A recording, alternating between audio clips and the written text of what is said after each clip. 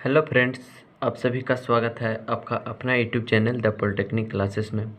Friends, हम लोग power electronics में पढ़ रहे हैं एसी फंडामेंटल, और उसका छठा लेक्चर आपका है AC through RLC series circuit. इससे पहले जो भी वीडियो आपकी आ चुकी है, आप लोग द पॉलिटेक्निक क्लासेस के यूट्यूब चैनल में जाके प्ले लिस्ट बना हुआ है आपका पावर इलेक्ट्रॉनिक्स का, तो उसमें सारा का सारा वीडियो आप लोग देख सकते हैं। उसका लिंक आपको डिस्क्रिप्शन में मिल जाएगा। तो आइए हम लोग देखते हैं AC through RLC series circuit तो क्या है। तो सबसे पहले हम लोग देखेंगे, let us consider an RLC series circuit supplied by an AC voltage source as shown below. जैसा कि हम लोग देख रहे हैं कि एक आरएलसी सर्किट लेते हैं और उसमें क्या है, आपका एसी सप्लाई द्वारा इसका सप्लाई दिया जा रहा है। एसी सप्लाई है, इसको उसके द्वारा इस सर्किट को सप्लाई दिया जा रहा है। अगर हम यहाँ V बराबर RMS लेते हैं तो यहाँ क्या हो जाएगा, आपको I बराबर I RMS। यहाँ जो करंट होगा क्या हो जाएगा, I बराबर I RMS हो जाएगा। और देखिए कि रजिस्टिव ड्रॉप है, क्या है ये रजिस्टिव ड्रॉप है VR, तो VR बराबर क्या हो जाएगा आपका I इंटू R। और ये इंडक्टिव ड्रॉप है तो ये क्या हो जाएगा VL बराबर I इंटू XL। ये कैपेसिटिव ड्रॉप हो जाएगा आपका, और ये क्या हो जाएगा VC बराबर I इंटू XC हो जाएगा। अब यहाँ पे VR, VL और VC तीनों को जब हम रिजल्टेंट निकालेंगे यहाँ पे, तो क्या हम लोग को प्राप्त होगा, V प्राप्त हो जाएगा। तीनों का रिजल्टेंट जब हम लोग निकालेंगे तो क्या प्राप्त हो जाएगा, हम लोग को V प्राप्त हो जाएगा। तो आइए यहाँ देखते हैं इंडिविजुअल पैरामीटर्स, यहाँ पे लिख दिया हूँ। R बराबर क्या है आपका रेजिस्टेंस, जिसको यूनिट क्या होता है, ओम होता है। XL बराबर क्या होता है आपका 2πfL, या इसको ओमेगा एल भी बोल सकते हैं। और इसका यूनिट क्या होता है, इंडक्टिव रिएक्टेंस का वो होता है ओम। और इसी को 2πfL को या ओमेगा एल को या XL को क्या बोलते हैं हम लोग, इंडक्टिव रिएक्टेंस, जिसका ऐसे यूनिट ओम होता है। XC को क्या बोलते हैं हम लोग, कैपेसिटिव रिएक्टेंस। तो XC बराबर क्या हो जाता है आपका 1/2πfC बराबर, या इसी को लिख सकते हैं 1/ओमेगा C। और इसी को क्या बोलते हैं हम लोग, कैपेसिटिव रिएक्टेंस, जिसका ऐसे यूनिट होता है ओम। एल क्या है आपका इंडक्टेंस है, जिसका ऐसे यूनिट होता है हेनरी। और आपका C क्या है, कैपेसिटेंस है, जिसका ऐसे यूनिट होता है फैराड। और F क्या है आपका पावर सब फ्रिक्वेंसी है, जिसका ऐसे यूनिट क्या होता है आपका हर्ट्ज होता है। तो इस प्रकार हम लोग पैरामीटर के बारे में देखें। तो अब हम लोग देखते हैं, now let us consider following phasor diagram. कुछ फेजर डायग्राम दिया गया है, उसको बारे में हम लोग देखते हैं। तो ये देखिए कि आपका क्या है, प्योर रेजिस्टेंस है, इसमें वोल्टेज और करंट क्या है, सेम फेज पे है। देखिए I एंड VR दोनों एक ही लाइन पे है, I भी और VR भी दोनों एक ही लाइन पे लाइज कर रहा है।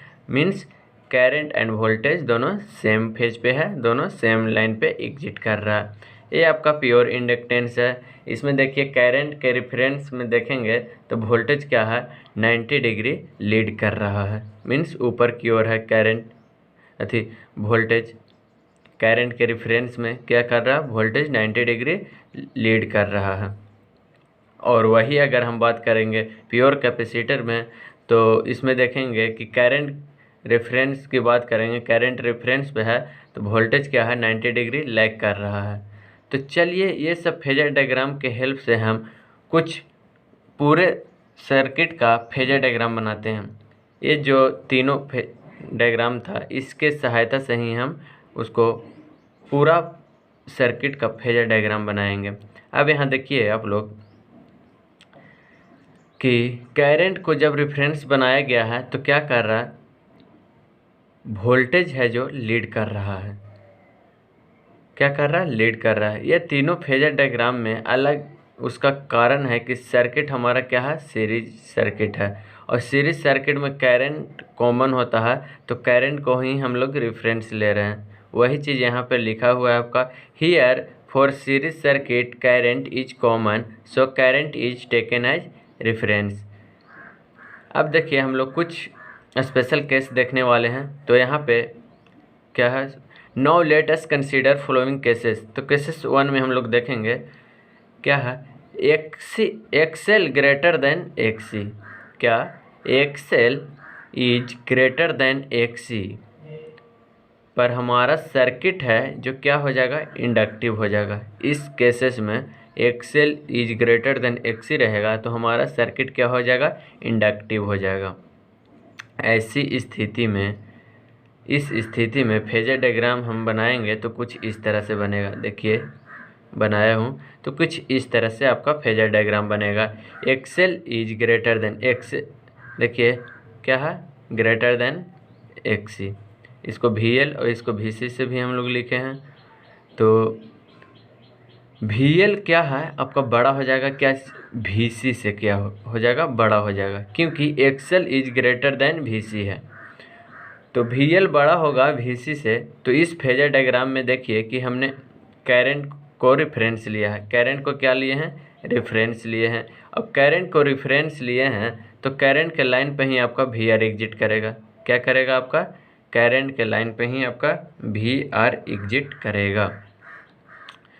तो क्योंकि दोनों सेम फेज में होता है, क्योंकि दोनों एक ही लाइन पे होता है, दोनों सेम फेज पे होता है। और हम लोग ने देखा था कि VL का पोजीशन है जो 90 डिग्री ऊपर जाता है। देखिए VL का पोजीशन है जो 90 डिग्री ऊपर जाता है, मीन्स लीड करता है, और VC का पोजीशन 90 डिग्री नीचे जाता है, मीन्स लैग करता है। तो किसके रिस्पेक्ट में, करंट के रिस्पेक्ट में, ठीक है। तो यहाँ हम बोल रहे हैं कि XL is greater than XC. क्या, XL is greater than XC, इसलिए VL is greater than VC हो जाएगा। क्या हो जाएगा, VL is greater than VC हो जाएगा। अब VC का मैग्नीट्यूड कम होगा और VL का मैग्नीट्यूड ज़्यादा होगा, क्योंकि ये बड़ा है और ये आपका छोटा है। तो VL का मैग्नीट्यूड आपका ज़्यादा हो जाएगा और VC का मैग्नीट्यूड कम हो जाएगा। अब ये देखिए VL और VC जो है दोनों एक दूसरे के अपोजिट है। देखिएगा दोनों एक दूसरे के क्या है, आपका अपोजिट है। ये दोनों का रिजल्टेंट जो होगा क्या हो जाएगा, VL माइनस VC हो जाएगा। दोनों का रिजल्टेंट क्या हो जाएगा आपका, VL माइनस VC हो जाएगा। घटाव होगा, क्या हो जाएगा, VL माइनस VC, दोनों का घटाव हो जाएगा। और चूंकि VL का मैग्नीट्यूड अधिक है इसलिए इसका रिजल्टेंट जो है VL माइनस VC वो भी ऊपर लाइज करेगा। इसलिए इधर आपका V बराबर क्या लिखे हैं, I इंटू जेड, और इधर आपका VR बराबर होगा I इंटू R, और ये आपका VL माइनस इसका रिजल्टेंट जो है VL माइनस VC, ये आपका हो जाएगा I कॉमन ले लेंगे तो I into XL minus XC. ये क्या आपका है, फेजर डायग्राम है। तो ये तीनों का रिजल्टेंट निकालेंगे हम लोग तो हमको क्या V प्राप्त होगा। यहाँ पे देखिए VR बराबर क्या है, IR है। इसी तरह से VL माइनस XC बराबर I into XL minus XC, और V बराबर I इंटू जेड। तो यहाँ पे क्या हो जाएगा, इम्पीडेंस ऑफ सर्किट कहलाता है। क्या, जेड क्या कहलाता है, आपका इम्पीडेंस ऑफ सर्किट कहलाता है, जिसका यूनिट क्या होता है, आपका ओम होता है। जेड इम्पीडेंस कहलाता है जिसका यूनिट हम लोग ओम कहते हैं। अब देखिए कि हम लोग को ट्रायंगल प्राप्त हो गया। क्या प्राप्त हो गया, ट्रायंगल प्राप्त हो गया। अगर इस ट्रायंगल में हम लोग पाइथागोरस का यूज करेंगे तो देखिए क्या हम लोग को प्राप्त होगा। इस ट्रायंगल में हम लोग पाइथागोरस यूज कर रहे हैं। आप लोग ध्यान दीजिएगा वीडियो के ऊपर। जब पाइथागोरस को यूज करेंगे इस ट्रायंगल में तो देखिएगा from the phasor diagram we have, तो एक क्या हो जाएगा, V स्क्वायर हो जाएगा। क्या हो जाएगा आपका, V square, VR square plus Excel minus VL minus VC का स्क्वायर। तो यही चीज़ यहाँ पे मैं लिखा हूँ, V स्क्वायर बराबर VR square plus VL minus VC का स्क्वायर। अगर V हम लोग निकालना चाहें तो क्या हो जाएगा, V बराबर अंडर रूट हो जाएगा उधर, तो VR square plus VL minus VC का स्क्वायर। अगर हम इसी को कुछ मॉडिफाई करें तो क्या हो जाएगा आपका वी स्क्वायर बराबर वी आर स्क्वायर, तो सेम ही है आपका। क्या हो जाएगा वी आर के जगह पे हम क्या रख देंगे आई आर, तो ये स्क्वायर था तो दोनों स्क्वायर हो जाएगा, तो I square into R square, और V L minus V C क्या होता है I into X L minus X C, तो ये पूरा स्क्वायर हो जाएगा। तब क्या करना है v बराबर क्या हो जाएगा आई कॉमन जब ये दोनों में से लेंगे तो आई बाहर निकल जाएगा। अब अंडर रूट में बचेगा आपका क्या R square plus X L minus X C का स्क्वायर। तो v अब जब आई इधर है अगर v के तरफ लाएंगे तो क्या हो जाएगा डिवाइड में हो जाएगा, तो डिवाइडेड v बटा आई हो जाएगा। तो v बटा आई बराबर क्या हो जाएगा आपका under root R square plus X L minus X C के होल स्क्वायर। इसी को हम लोग क्या बोलते हैं जेड बोलते हैं, इम्पिडेंस बोलते हैं हम। जेड यहाँ पे क्या हुआ आर के जगह पे हुआ, क्योंकि ओम्स लॉ देखते हैं तो क्या होता है v बराबर आई आर होता है, आर बराबर आपका हो जाता है v बटा आई। ये जेड बराबर क्या हो गया v बटा आई, जेड को ही यहाँ पे रेजिस्टेंस के जगह पे है तो इसका यूनिट ओम होता है, तो इम्पिडेंस का यूनिट क्या हो जाएगा ओम हो जाएगा। जेड क्या है आपका इम्पिडेंस है, तो क्या आ गया आपका जेड बराबर under root R square plus X L minus X C के होल स्क्वायर। अब हम लोग पावर फैक्टर निकालना चाहें तो पावर फैक्टर बराबर क्या होता है cos 5 होता है।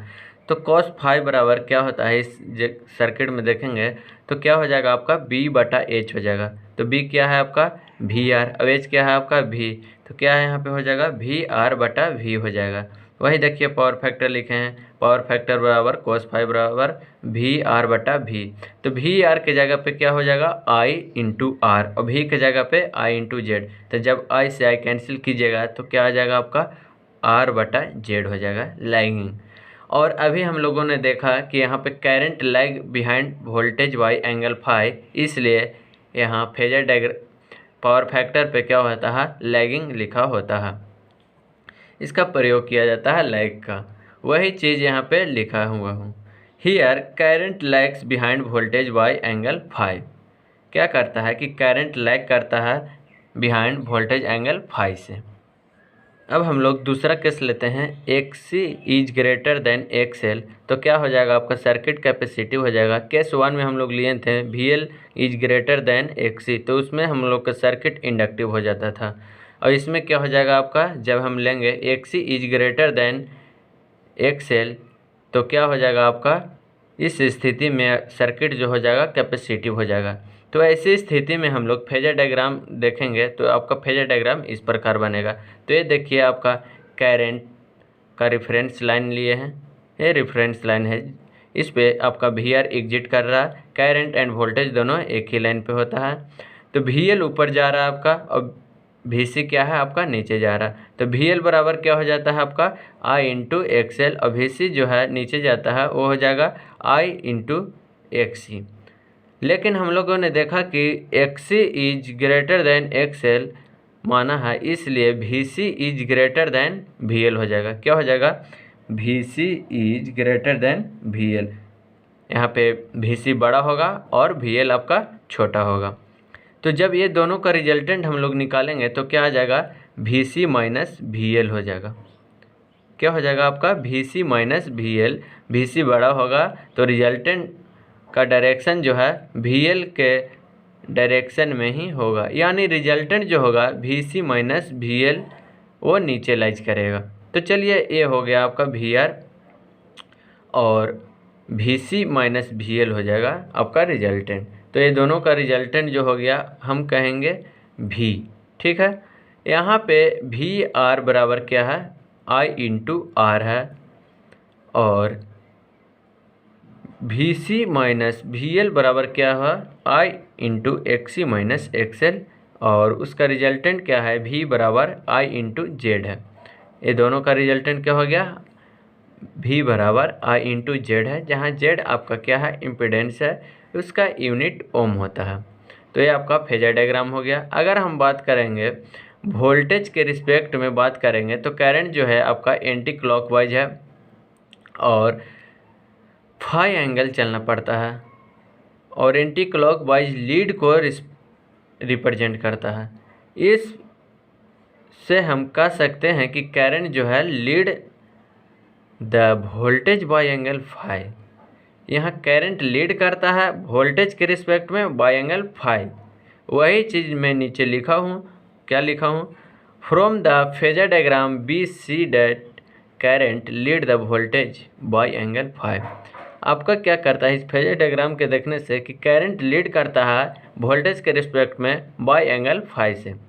तो जब हम इस सर्किट में जब पाइथागोरस का यूज करेंगे तो क्या आपका हो जाएगा, V बराबर आपका हो जाएगा VR² minus VC minus VL का स्क्वायर। तो यही यहाँ पे लिखा हूँ, V² बराबर VR² plus VC minus VL²। जब यहाँ से आप लोग V निकालिएगा तो क्या आ जाएगा, V ये अंडर रूट में चला जाएगा, तो under root VR² plus VC minus XL का स्क्वायर। जब इसको हम लोग मॉडिफाई करेंगे कुछ तो इस प्रकार होगा आपका VR बराबर हम रख देंगे I इंटू आर, तो क्या हो जाएगा, इसका स्क्वायर हो जाएगा I² इंटू R²। और जब VC माइनस VL के जगह पे रखेंगे I into XC minus XL, तो इसका स्क्वायर पूरा क्या हो जाएगा, तो I² into XC minus XL के होल स्क्वायर। I कॉमन ले लेंगे तो अंडर रूट से बाहर निकालेंगे तो क्या आ जाएगा, सिर्फ I बचेगा। तो V बराबर I into R² plus XC minus XL के होल स्क्वायर। जब I इधर मल्टीप्लाई में है, इक्वल के इस साइड में आएगा तो आपका क्या हो जाएगा, डिवाइडेड में, तो V बटा I बराबर क्या हो जाएगा, Z हो जाता है। इसी को बोलते हैं हम लोग Z मीन्स इम्पेडेंस। तो Z बराबर क्या हो जाएगा आपका, under root R² plus XC minus XL के होल स्क्वायर। इसको हम लोग क्या बोलेंगे, इम्पेडेंस बोलेंगे। उसका यूनिट क्या होता है आपका, ओम। आइए हम लोग तो देखते हैं पावर फैक्टर। तो पावर फैक्टर की बात करेंगे तो क्या हो जाएगा आपका, कोस फाई।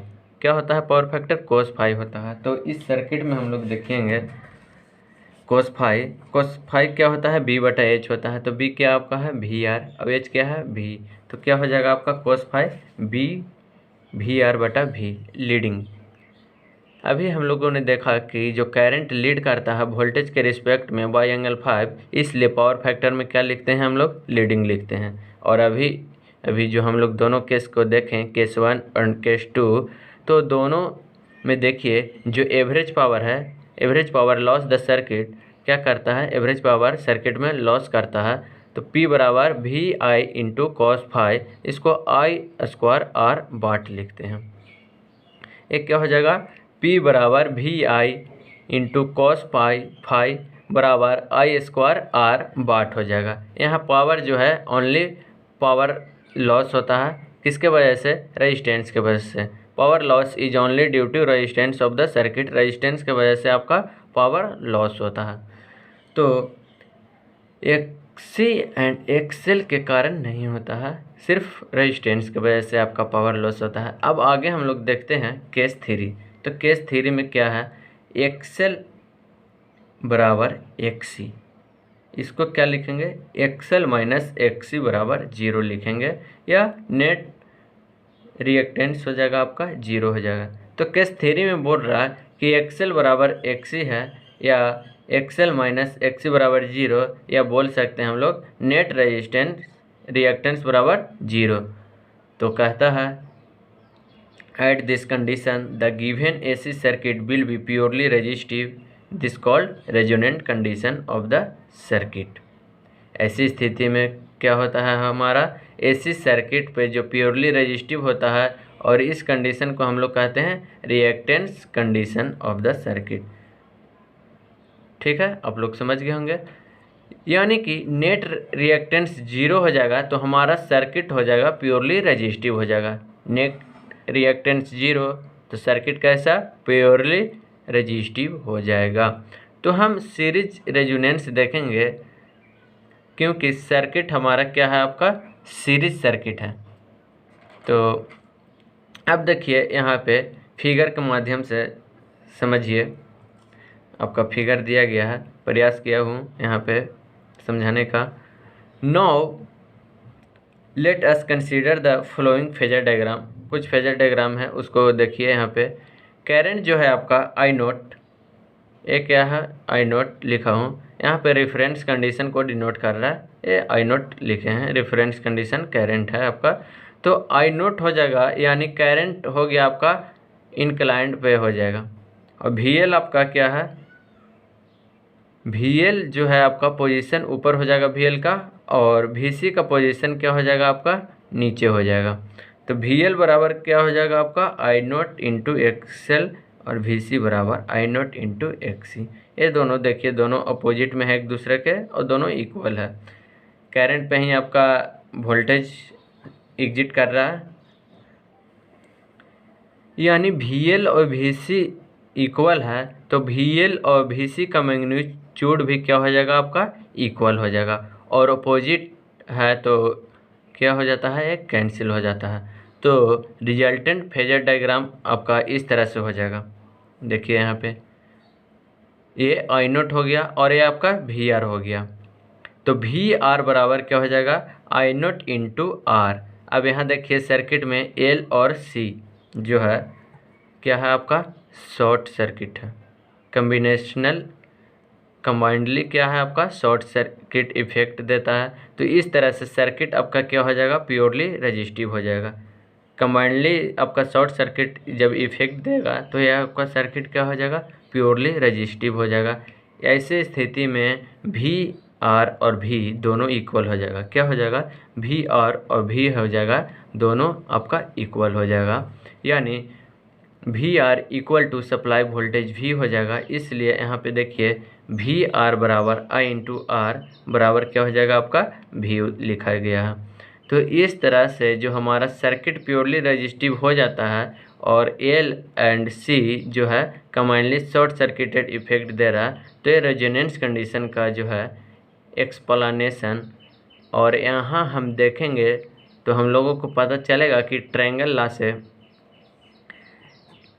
हम लोग कह सकते हैं कि पाइथागोरस इक्वेशन से लिखते हैं तो किस प्रकार हम लोग के हो जाएगा। और देखिए इस प्रकार हम लोग पाइथागोरस इक्वेशन से देखेंगे तो आपका जेड बराबर पीछे लाए थे under root R square plus XL minus XC का स्क्वायर। अब यहाँ हम बोल सकते हैं एक्सएल माइनस एक्सी बराबर क्या है आपका जीरो। तो इस तरह से एक्सएल माइनस एक्सी को जीरो कीजिएगा तो आपका जेड बराबर क्या आ जाएगा आर आ जाएगा। तो वही जेड नोट बराबर क्या हो जाएगा आपका आर हो जाएगा। ये जेड मिनिमम हो जाएगा। इसी को हम लोग इम्पीडेंस एट रेजोनेंस कहते हैं। यहाँ पे नोट का प्रयोग किया जा रहा है रेजोनेंस के लिए। तो जेड नोट बराबर आपका आर हो जाएगा। यहाँ हम देख रहे हैं आफ्टर कैलकुलेशन जो जेड है वो मिनिमम होगा, इसलिए कहते हैं इम्पीडेंस रेजोनेंस, यानी यहाँ पे जो सर्किट का इम्पीडेंस है वो जेड बराबर आर है और यही इम्पीडेंस आपका जेड मिनिमम वैल्यू पे है। क्या है आपका जेड मिनिमम वैल्यू पे है। अब देखेंगे करंट रेजोनेंस, अगर करंट रेजोनेंस देखेंगे तो आई नोट क्या हो जाएगा आपका यहाँ पे भी बटा हो जाएगा जेड नोट। तो भी बराबर क्या हो जाएगा जेड नोट जेड मिनिमम, तो भी बराबर आर। तो करंट रेजोनेंस की बात करेंगे तो हमारा इम्पीडेंस हो जाएगा वो मैक्सिमम हो जाएगा और उसमें क्या हो जाएगा हमारा मिनिमम होता है इम्पीडेंस, और करंट में हो जाएगा हमको मैक्सिमम।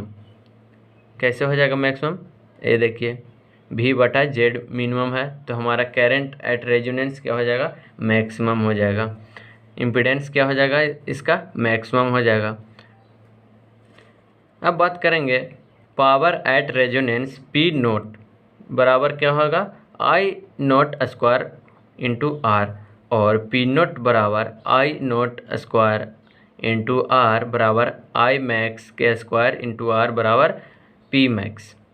यहाँ पे करंट मैक्सिमम हो रहा है, क्या करंट मैक्सिमम हो रहा है तो पावर का वैल्यू भी है क्या मैक्सिमम हो जाएगा। तो इस तरह से पावर एट रेजोनेंस पे पावर मैक्सिमम होगा। अच्छा एक चीज़ और, हम पावर फैक्टर जब निकालेंगे तो पावर फैक्टर बराबर क्या होता है आपका कोस फाई। तो कोस फाई क्या होगा यहाँ पे जब देखेंगे फेजर डायग्राम में, यहाँ पे वोल्टेज एंड करंट के यहाँ पे कोई भी फेज एंगल क्या है आपका जीरो है फेज एंगल। वही देखिए तो फेज एंगल जीरो है, फाई बराबर जीरो है, तो फाई बराबर जीरो रखेंगे तो कोस जीरो हो जाएगा। तो ये क्या आ जाएगा इसका वैल्यू वन हो जाएगा। At series resonance we have XL बराबर एक्सी। सीरीज रेजोनेंस में आपका एक्सएल बराबर 1C हो जाएगा। मीन्स एक्सएल का वैल्यू हम लोग लिख सकते हैं क्या, ओमेगा नॉट एल बराबर क्या हो जाएगा, ये 1/ओमेगा नॉट सी।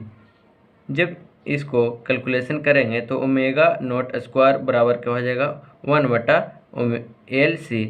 ओमेगा नॉट अगर निकालना चाहें तो 1/√LC हो जाएगा। ये क्या हो जाएगा, इसका यूनिट रेडियन पर सेकंड हो जाएगा। ओमेगा नॉट को लिख सकते हैं हम लोग 2πf0।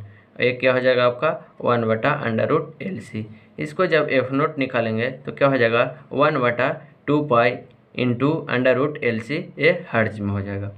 तो यहाँ पे जहाँ f0 और आपका ओमेगा नोट है इज कॉल्ड रेजोनेंट फ्रीक्वेंसी। इसको क्या बोलते हैं, f0 और ओमेगा नोट को रेजोनेंट फ्रीक्वेंसी बोलते हैं of the circuit which circuit resonates. इस प्रकार हमारा सर्किट क्या होगा, रेजोनेंट हो जाएगा।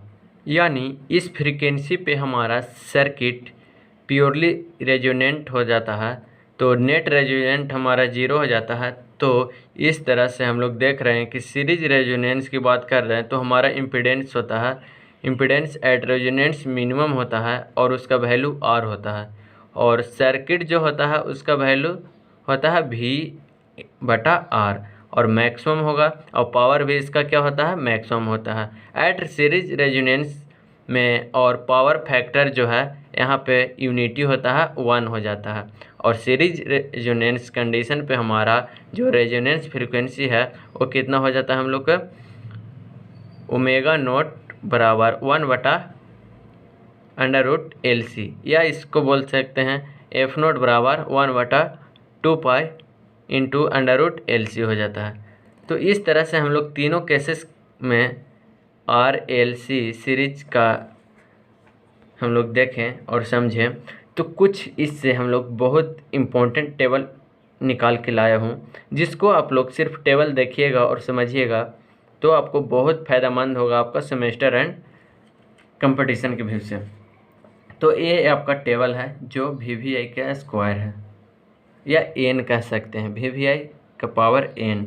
तो आपका एट रेजोनेंस कंडीशन में ये आइटम इधर है, ये सीरीज रेजोनेंस है, पैरेलल रेजोनेंस है। तो इम्पीडेंस सीरीज में क्या होता है, मिनिमम होता है। सीरीज में किस कंडीशन पे, रेजोनेंस कंडीशन पे इम्पीडेंस क्या होता है, सीरीज रेजोनेंस में मिनिमम, पैरेलल में मैक्सिमम। ये आपको याद रखिएगा, ऑब्जेक्टिव में आपका 1 से 2 क्वेश्चन हमेशा आएगा, समझ सकते हैं।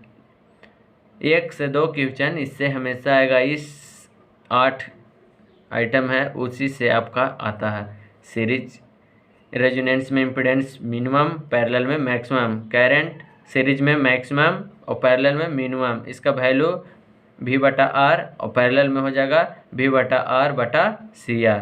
इफेक्टिव रेजिस्टेंस कितना होता है सीरीज रेजोनेंस में R और पैरेलल रेजोनेंस में L/CR। पावर फैक्टर की बात करेंगे सीरीज रेजोनेंस में तो 1 होता है, पैरेलल रेजोनेंस में भी 1 होता है। और कोलिटिव फैक्टर, जब पावर फैक्टर 1 हो जाएगा तो कोलिटिव फैक्टर भी क्या हो जाएगा आपका 1 हो जाएगा, पैरेलल में भी आपका 1 हो जाएगा। मैग्नीफिकेशन की बात करें तो क्या हो जाता है सीरीज रेजोनेंस में, ये आपका वोल्टेज हो जाता है, तो ये पैरेलल में करंट हो जाता है। तो मैग्नीफिकेशन पूछा जाता है, करंट पूछा जाता है, इम्पीडेंस पूछा जाता है। ये आपका बहुत ज़्यादा पूछा गया है आपका। इम्पीडेंस सीरीज में मिनिमम, करंट सीरीज में मैक्सिमम, मैग्नीफिकेशन कैसे होता है, वोल्टेज होता है सीरीज में, पैरेलल में करंट होता है। Magnification is omega L/R series resonance में, पैरेलल रेजोनेंस में ओमेगा L/R दोनों सेम होता है। और रेजोनेंट फ्रीक्वेंसी होता है सीरीज रेजोनेंस में 1/2π इंटू √LC और पैरेलल रेजोनेंस में होता है 1/2π √1/LC माइनस R²/L²।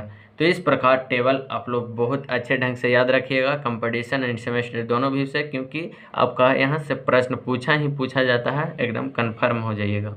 1 से 2 क्वेश्चन मिलेगा। तो हम लोग कुछ और इम्पोर्टेंट बात करते हैं, रिपल फैक्टर की बात अब करते हैं। तो रिपल फैक्टर आप लोग देखे होंगे, फुल वेव का जो रिपल फैक्टर है 0.48 होता है। क्या होता है? रिपल फैक्टर फुल वेव का 0.48 होता है। रिपल फैक्टर हाफ वेव का कितना होता है? 1.21। इफिशियंसी कितना होता है हाफ वेव का? तो 40.6 होता है, 40.6 होता है इफिशियंसी हाफ वेव का। और इफिशियंसी फुल वेव का होता है 81.2 होता है। ये आपका बहुत ज़रूरी है याद करने के लिए, क्योंकि एग्ज़ाम में कंपटीशन सेमेस्टर हमेशा जगह पूछा जाएगा। हाफ वेव बताइए रिपल फैक्टर का, फुल वेव का रिपल फैक्टर कितना होता है, इफिशियंसी फुल वेव का कितना होता है। आप लोग जब 1-2 एग्ज़ाम दीजिएगा तो आपको समझ में आ जाएगा प्रश्न पूछा जाता है या नहीं। क्वालिटी फैक्टर जिसको क्यूएफ बोलते हैं वो क्या हो जाएगा आपका? 1/r√LC। एक क्वालिटी फैक्टर बराबर हो जाता है FR/बैंडविड्थ। FR क्या है आपका? रेजोनेंट फ्रिक्वेंसी है और BW आपका बैंडविड्थ। तो क्वालिटी फैक्टर हो जाएगा रेजोनेंस फ्रिक्वेंसी बटा बैंडविड्थ, या इसको इस तरह से भी हम लोग लिख सकते हैं। क्वालिटी फैक्टर बराबर 2 पाई इंटू स्टोरेज एनर्जी बटा डिसिपिएट एनर्जी इन पर साइकिल। तो क्वालिटी फैक्टर से आपका जब ऑब्जेक्टिव आएगा तो इसमें से आएगा, एकदम कन्फर्म रहिएगा आप लोग। तो इस तरह से हम लोग इम्पोर्टेंट आप लोग देखें, टेबल देखें, पॉइंट देखें, आप पढ़ें क्या। RLC सीरीज सर्किट में 3 केसेस पढ़ें। पहला केस पढ़ें आप लोग, VL is greater then XL is greater then XC। दूसरा कंडीशन पढ़ें आप लोग, XC is greater then XL। और तीसरा कंडीशन आप लोग पढ़ें, XC इक्वल टू XL। तो ये तीनों कंडीशन से आप लोग पढ़ें, रेजोनेंट कंडीशन, ये सारा का सारा जो पढ़ें। तो वीडियो को 1-2 बार ज़रूर देखिएगा ताकि पूरा का पूरा समझ में आ जाए। कोई भी दिक्कत होगी कमेंट कीजिएगा, और वीडियो अच्छा लगे लाइक कर दीजिए अभी के अभी, और अपने दोस्तों के पास शेयर कीजिएगा। नेक्स्ट वीडियो में हम लोग लेके आएंगे नेक्स्ट टॉपिक, और 2-3 क्लासेस में आपका जो है AC फंडामेंटल समाप्त हो जाएगा, और उसके बाद हम लोग पावर इलेक्ट्रॉनिक्स शुरू करेंगे जल्द से जल्द। 2-3 क्लास और चलेगी इसका। तो आज का वीडियो इतना ही। Thank you, bye bye.